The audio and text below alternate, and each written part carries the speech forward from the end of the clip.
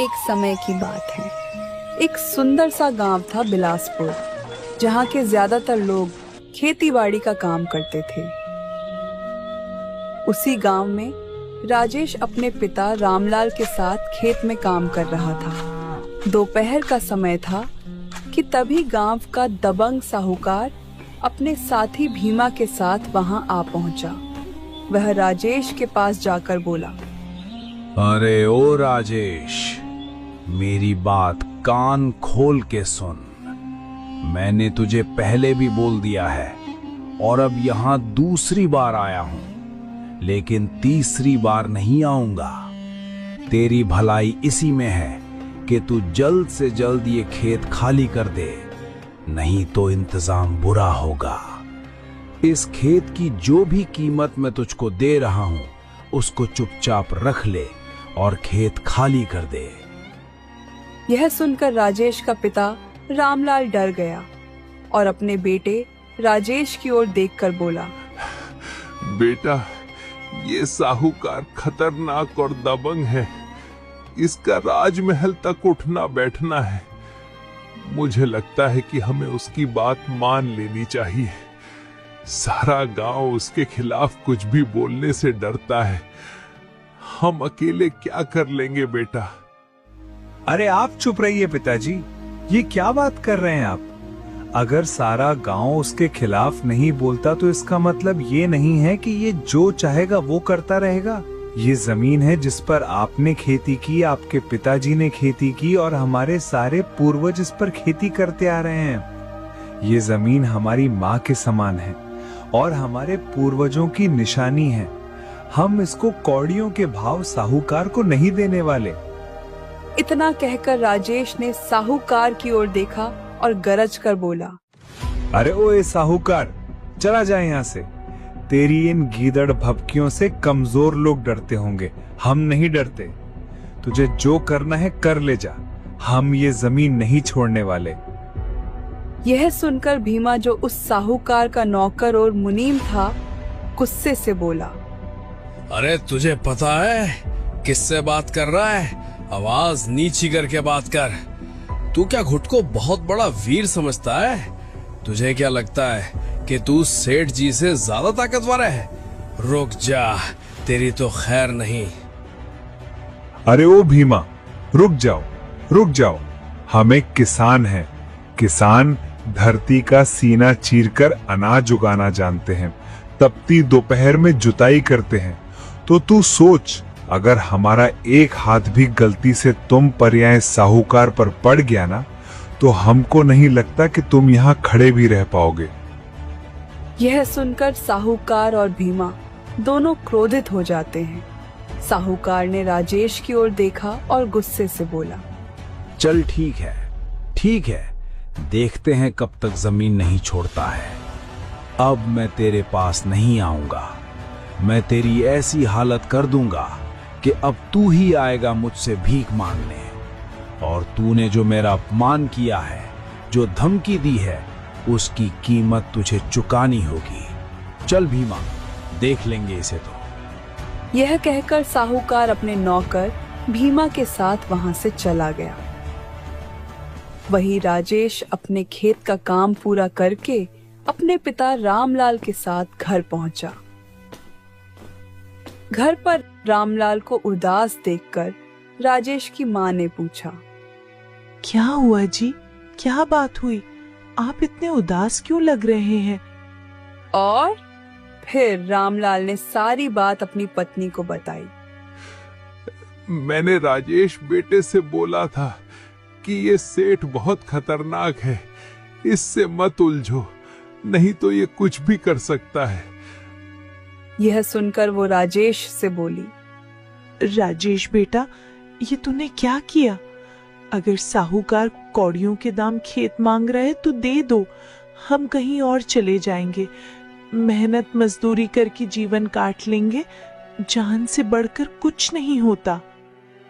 राजेश ने गुस्से से अपनी माँ की ओर देखा और बोला, अरे माँ, ऐसे कैसे हम अपनी सालों से चली आ रही आजीविका के साधन को कौड़ियों के दाम बेच दे?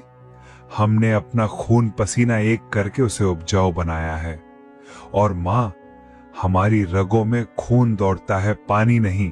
और उस साहूकार से हमको डर नहीं लगता। और वैसे भी गांव में कोई तो होना चाहिए जो उसके खिलाफ आवाज उठाए। इतना कहकर राजेश घर से बाहर निकल गया। वही उस साहूकार की एक बेटी भी थी जो अपने पिता के विपरीत थी। वो उससे अलग विचार रखती थी। वो राजेश को पहले से जानती थी। राजेश की बहादुरी और मेहनत देख के वो उसे पसंद करने लगी थी। राजेश कुछ दूर चला ही था कि उसे साहूकार की पुत्री रूप कंवर मिल गई। उसकी सुंदरता की चर्चा दूर दूर तक थी। राजेश, मैंने सुना कि तुमने पिताजी और उनके नौकर भीमा को अपने खेत से खदेड़ दिया और उनका बहुत अपमान किया। बहुत अच्छा किया तुमने। वाकई में तुम बहुत बहादुर हो। अगर गांव के और लोग भी इतनी हिम्मत करते तो पिताजी का दबदबा इतना ना होता।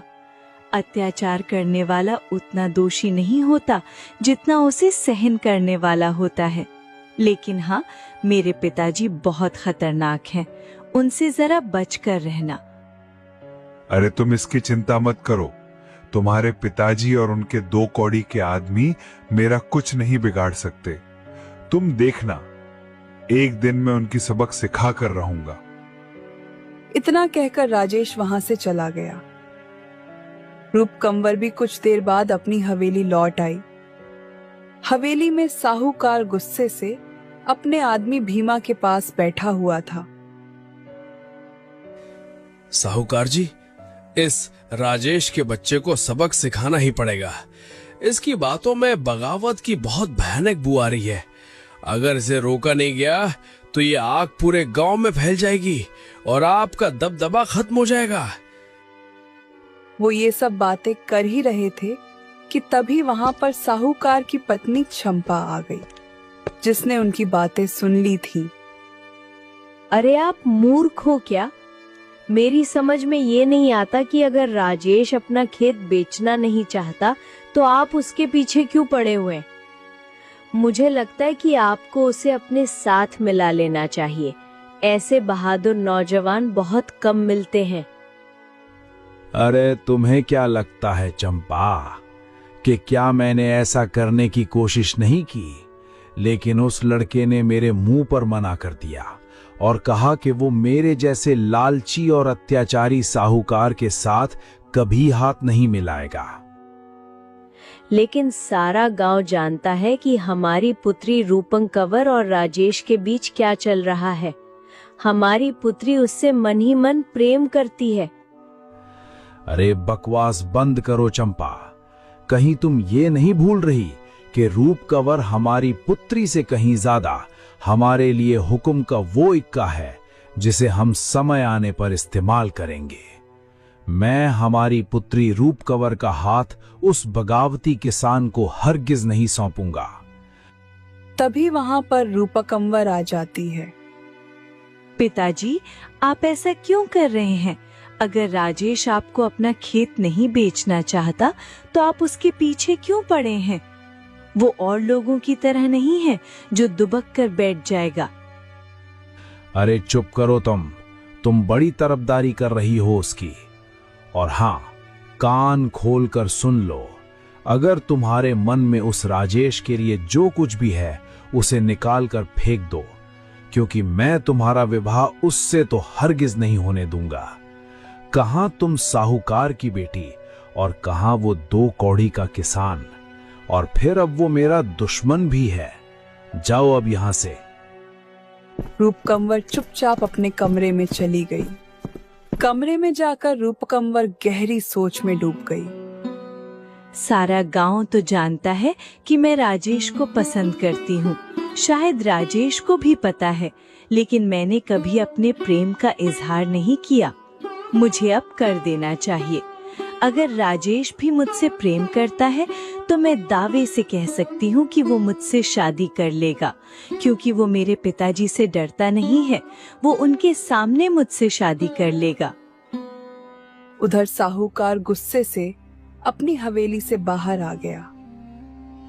हाँ तो सुनो भीमा, अब बस बहुत हो गया। आज रात राजेश अपने खेत में ही रुकने वाला है, क्योंकि उसकी फसल अब पक चुकी है, जिससे अब जंगली जानवरों का खतरा है। तू एक काम कर, अपने 2-3 आदमियों को लेकर जा, उस राजेश को रास्ते से हटा दे और गांव में ये खबर फैला देना कि राजेश को जंगली जानवरों ने मार डाला। इस तरह से सांप भी मर जाएगा और लाठी भी नहीं टूटेगी, और फिर वो जमीन अपने नाम करने से कोई नहीं रोक सकता, और फिर कोई और मेरे खिलाफ जाने की सोचेगा भी नहीं। अरे वाह सेठ जी, क्या दिमाग चलाया आपने, बहुत ही बढ़िया। ये फैसला तो मैं कहता हूँ आपको बहुत पहले ही ले लेना चाहिए था। बात आगे इतनी बढ़ती ही नहीं। आप चिंता मत करिए, आज रात ही मैं राजेश को रास्ते से हटवा दूंगा। ये सुनकर साहूकार के चेहरे पर लालची मुस्कान आ गई। शाम का वक्त हो चुका था। खेत की सीमा पर राजेश अकेला बैठा हुआ था। हवा में एक बेचैनी सी घुली हुई थी। तभी पास की झाड़ियों में अचानक तेज हलचल हुई और राजेश चौंक कर उठ खड़ा हुआ। कौन है वहां? लगता है कोई जंगली जानवर है, मुझे देखना चाहिए। तभी उन झाड़ियों से एक छोटी सी हिरण बाहर निकल कर आई। उसने राजेश को बेहद गौर से देखा। वो दिखने में बिल्कुल सामान्य नहीं लग रही थी। ये देख राजेश बोला, अरे ये कोई एक हिरन है, मैं तो खामखा ही डर रहा था। तभी अचानक से वह हिरण बोल पड़ी, अरे तुम मुझे इस तरह से क्यों देख रहे हो? मैं तुम्हें सचेत करने आई हूँ। आज रात तुम्हारी जान खतरे में है, इसलिए यहाँ से चले जाओ। हिरण को इंसानी आवाज में बोलता देख राजेश दंग रह गया।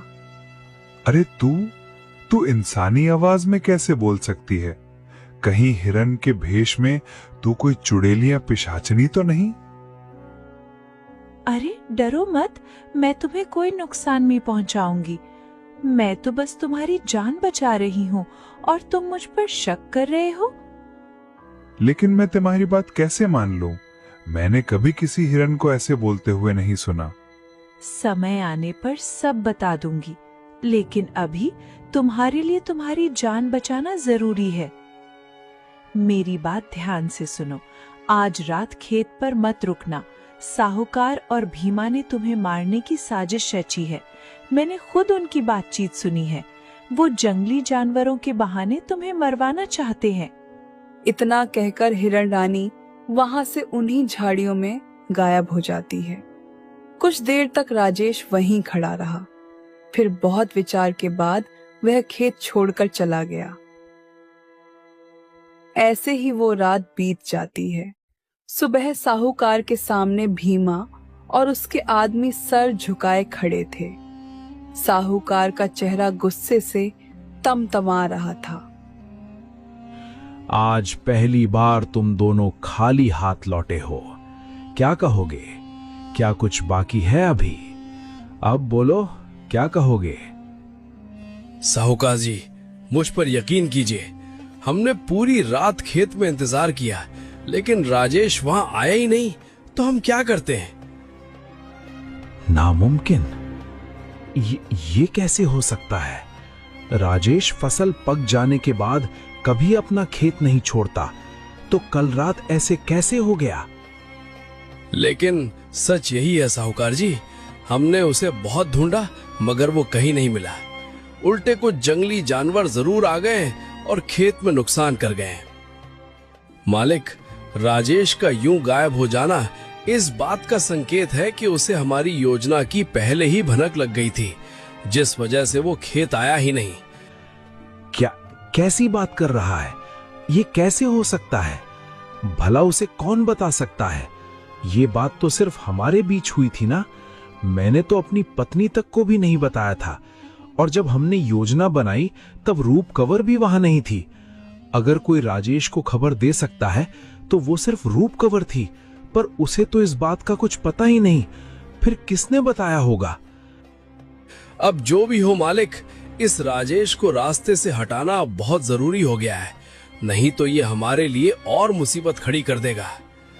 साहूकार की आंखों में बदले की अग्नि जल रही थी। अगली सुबह जब राजेश खेत पहुंचा तो वह देख के चौंक गया, क्योंकि फिर वही हिरण सामने आकर खड़ी हो गई।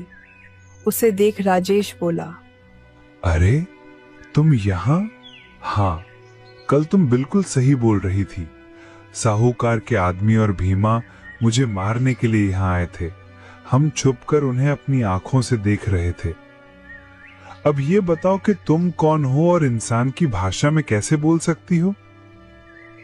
अच्छा, तो सुनो, अगर तुम्हें मेरे बारे में पूरी सच्चाई जाननी है तो यहाँ से थोड़ी दूर एक जंगल में साधु बाबा तपस्या कर रहे हैं। उनके पास जाओ और उन्हें ये सारी बातें बताकर मेरे बारे में पूछो। वो तुमको सारी बात बता देंगे। मैं तुम्हें मेरा रहस्य नहीं बता सकती। इतना कहकर हिरण वहां से चली जाती है। राजेश के कुछ समझ में नहीं आ रहा था कि ये क्या हो रहा है, लेकिन कुछ देर सोच विचार के बाद वो बोला, हाँ, जो भी हो, मुझे इस हिरण के बारे में जानना ही होगा। आखिर इसका क्या रहस्य है? इसने मेरी जान बचाई है, नहीं तो कल रात तो मैं मर गया होता। यह कहकर वह उस जंगल की ओर चल पड़ा। काफी दूर चलने के बाद उसे एक पेड़ के नीचे एक साधु बाबा तपस्या में लीन नजर आते हैं। जैसे ही वो उनके पास जाता है, साधु बाबा बोलते हैं, अरे तुम कौन हो? प्रणाम साधु महाराज, मैं एक किसान हूँ और एक हिरण ने मुझे यहाँ आपके पास भेजा है। दरअसल बात यह है कि... इतना कहकर राजेश ने सारी घटना साधु बाबा को बता दी। साधु रहस्यमय अंदाज में मुस्कुराए और बोले, ओह अच्छा, तो तुम उस हिरण रानी के बारे में जानने आए हो। आखिरकार उसे बुद्धि आ ही गई। चलो अच्छा है। ये आप क्या बोल रहे हैं? बुद्धि? हिरण रानी? मुझे कुछ समझ नहीं आ रहा। चिंता मत करो, तुम्हें सारी बातों का रहस्य तुम्हें पता लग जाएगा। तुमने बताया है कि कैसे साहूकार तुम्हारी जमीन हड़पना चाहता है, लेकिन तुम उसके सामने झुके नहीं और ना ही डरे। लेकिन क्या तुम्हें पता है, साहूकार की बेटी रूपक कंवर तुमसे प्रेम करती है। क्या तुम भी उसे पसंद करते हो? ये आप क्या बोल रहे हैं साधु महाराज?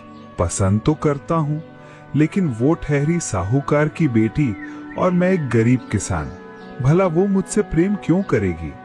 और बात रही गांव वालों की, तो सारे लोग सिर्फ चुपचाप बातें करते हैं। उनका काम है बातें बनाने का। रूप कंवर ने अभी तक मुझसे अपने प्रेम का इजहार तक नहीं किया है। अच्छा, अगर वो अपने प्रेम का इजहार करे तो क्या तुम में उससे विवाह करने की हिम्मत है? क्या तुम उसके पिता से लड़ पाओगे? बिल्कुल है साधु महाराज। अगर वो मेरी पत्नी बनना चाहती है तो फिर दुनिया की कोई भी ताकत हमें शादी करने से नहीं रोक सकती। अगर उसका पिता अच्छा इंसान होता तो हम उसके आशीर्वाद के बिना विवाह नहीं करते। लेकिन गांव में कौन नहीं जानता कि साहूकार और उसकी पत्नी कैसे हैं। ऐसा कोई दिन नहीं जाता महाराज जब गांव का कोई बच्चा, बूढ़ा या औरत उन्हें कोसते ना हो। हाँ, तो मेरी बात ध्यान से सुनो। अगर रूपक कंवर तुमसे प्रेम का इजहार करे तो तुम्हें उसी गांव के मंदिर में उससे विवाह करना होगा और तुम्हें उस हिरण का आशीर्वाद लेना होगा जो तुम्हें खेत में मिली थी। जब तुम उसका आशीर्वाद लोगे तुम्हें सब समझ आ जाएगा। उस हिरण का श्राप टूट जाएगा और वो अपने असली रूप में आ जाएगी। अगर तुम्हें ये करने की हिम्मत है तो तुम्हारा विवाह मैं स्वयं संपन्न कराऊंगा। बताइए भला, ये क्या बात कर रहे हैं? अगर रूप कंवर मुझसे प्रेम का इजहार करती है तो जरूर उससे विवाह करूंगा, और अगर ऐसा हो गया तो मैं खुद आपको मंदिर लेने आऊंगा। इतना बोलकर राजेश वहां से चला गया। राजेश जैसे ही अपने गांव पहुंचा और अपने घर गया, उसके पिता बोले, राजेश, देखो बेटा, मुझको पता है कि तुम रात में अपने खेत में नहीं थे, जिससे हमारी फसल को कुछ जानवरों ने नुकसान पहुंचाया है। हाँ पिताजी, क्योंकि साहूकार और भीमा ने मुझे मारने की साजिश रची थी। यह सुनकर राजेश की माँ डर गई और कहने लगी, आओ, अब समझी, इसीलिए रूपकमर सुबह के समय यहाँ पर आई थी, तुझे ढूंढती हुई। बोल रही थी तुमसे बहुत जरूरी बात करनी है। यह सुनकर राजेश चौंक गया और तुरंत घर से बाहर निकल पड़ा। कुछ ही दूर गया था कि रूपकंवर उसे मिल गई। अरे, तुम कहाँ चले गए थे? मैं कब से तुम्हें ढूंढ रही थी। काफी दिनों से मेरे मन में एक बात दबी हुई थी। बहुत दिनों से मैं तुम्हें ये बोलना चाहती थी। मुझे तुम्हारी बहादुरी देखकर बहुत अच्छा लगता है। न जाने क्यों तुम मुझे किसान नहीं बल्कि एक राजा जैसे लगते हो। राजेश, मैं तुमसे प्रेम करती हूँ और तुमसे विवाह करना चाहती हूँ। क्या तुम मुझसे विवाह करोगे? ये सुनकर राजेश को अपने कानों पर विश्वास नहीं हो रहा था। वह खुशी से झूम उठा। रूपकंवर, न जाने कब से मेरे कान तुम्हारी जुबान से यही सुनने को तरस रहे थे। आखिरकार तुमने ये सब बोल ही दिया। मुझे डर था कि तुम मुझे पसंद करती हो या नहीं, इसलिए मैं नहीं बोल पाया। हाँ तो चलो, अब हम गांव के मंदिर में जाकर शादी कर लेते हैं। राजेश तुरंत रूपकंवर को साधु के पास ले गया। साधु उन्हें देखकर प्रसन्न हो गए। हाँ, लगता है कि रूपक कंवर ने अपने प्रेम का इजहार कर दिया है। फिर वह साधु राजेश और रूपकंवर को गांव के मंदिर में ले गया और तेज आवाज में मंत्र पढ़ने लगा। तभी बड़ी फुर्ती से वही हिरण वहां दौड़ती हुई आ जाती है। राजेश और रूपकंवर की शादी का सुनकर पूरे गांव में हड़कंप मच गया। यह बात जब साहूकार और उसकी पत्नी चंपा को पता लगी तो वह बुरी तरह चौंक गए। अरे, अब हैरान होने से कुछ नहीं होगा। मैंने तो पहले ही कहा था। अब जल्दी से मंदिर चलो और किसी भी तरह से उनके विवाह को रुकवाओ, नहीं तो हमारा सपना अधूरा रह जाएगा। जल्दी चलो। उस राजेश की इतनी हिम्मत, मैं ऐसा हरगिज नहीं होने दूंगा। अब मैं उस राजेश के बच्चे को सारे गांव वालों के सामने मार डालूंगा, फिर चाहे राजा विक्रमादित्य हमको फांसी ही क्यों ना दे दे। चलो। इससे पहले एक वहां पहुंचते उनकी शादी हो जाती है और वो उस हिरण का आशीर्वाद लेने लगते हैं। सदा सुहागन रहो मेरी बेटी, मेरा आशीर्वाद हमेशा तुम्हारे साथ है। जैसे ही उसने उनको आशीर्वाद दिया कि रंग बिरंगी रोशनी के साथ हिरण एक सुंदर रानी में बदल गई। ये देख सभी गांव वाले दंग रह गए। अरे साहूकार जी, ये तो इस राज्य की रानी लीलावती है, राजा विक्रमादित्य की पत्नी। इसका मतलब रानी लीलावती ने ही विवाह संपन्न कराया है। ओह, इसका मतलब इस राजेश की पहुंच राजमहल तक है। अरे भागो रे भाई। इतना कहकर भीमा और साहूकार के आदमी दबे पांव वहां से भाग गए। साहूकार अवाक खड़ा रह गया। ये कैसे हो सकता है? आप तो वर्षों पहले लापता हो गए थे ना? सारी गलती मेरी ही थी। जब मेरी पुत्री 2 वर्ष की थी, मेरे पति राजा विक्रमादित्य ने उसका रिश्ता अपने मित्र के किसान पुत्र राजेश से तय कर दिया था। ये सुनकर मैं बहुत क्रोधित हो गई। मैं नहीं चाहती थी कि मेरी बेटी एक किसान की पत्नी बने। साहूकार उस समय मेरे महल में कर्मचारी था। मैंने उससे सलाह ली। उसने कहा कि वो मुझे और मेरी बेटी को ऐसी जगह ले चलेगा जहां राजा विक्रमादित्य हमें ढूंढ नहीं पाएंगे। मैं उसकी बातों में आ गई और ये हमें जंगल ले गया।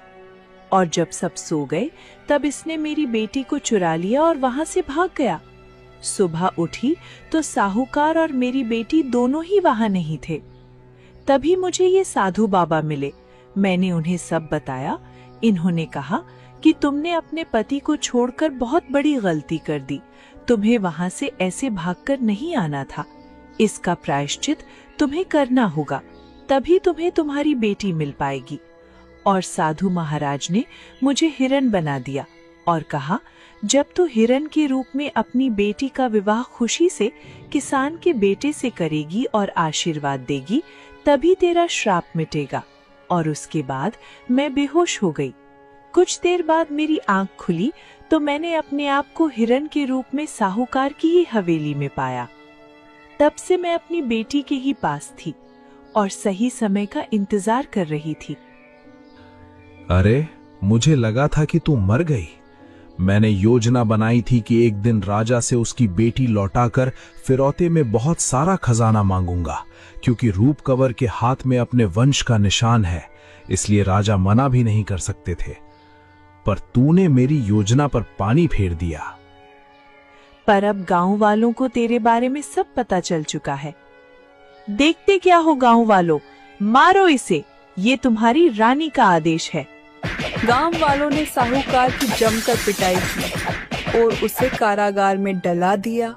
लीलावती, रूपकंवर और राजेश को लेकर राजमहल पहुंची और सारी बात राजा विक्रमादित्य को बताई और लीलावती ने भी क्षमा मांगी। अच्छा, कोई बात नहीं, तुम्हें ये रिश्ता पसंद नहीं था तो तुम मना कर सकती थी। ऐसे भाग कर जाने की क्या जरूरत थी। मैं सब क्षमा करता हूँ। राजेश अब मेरा दामाद है। एक गरीब किसान का बेटा हिरण रानी के आशीर्वाद से न केवल अत्याचार से मुक्त हुआ, बल्कि राज परिवार का दामाद बना। उसने दिखा दिया कि सच्चाई, साहस और प्रेम के सामने झूठ और लालच की कोई औकात नहीं होती। कभी कभी एक साधारण सा युवक भी राजकुमार से कम नहीं होता। बस जरूरत होती है किसी रानी के आशीर्वाद और खुद पर विश्वास की। तो दोस्तों, कैसी लगी आपको ये कहानी? कमेंट बॉक्स में जरूर बताएं।